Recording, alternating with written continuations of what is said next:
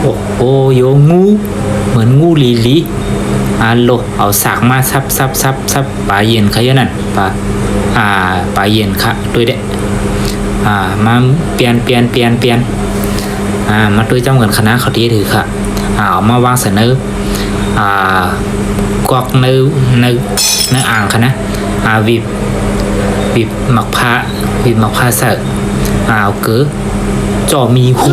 มาตักจอมีหูมาตักแท้เอาเยอะมากตีเปี้ยนเฮียนั่นเมื่อตีอันเฮียนั่นโขใครนะคะนะเปิดด้วยคิวจะเนี่ยอยากเอานั่นมาซุปเอากวักเอาเค้งมาเสนอกวักตอนตัดที่ซุกเนี่ยนะเอาเข้ามาเสนอเค้งซุกอยากเอามาเสนอหมอโขใครนะคะนะเปิดด้วยจะเนี่ยโขใครนะผักไก่โขใครก็มากนะ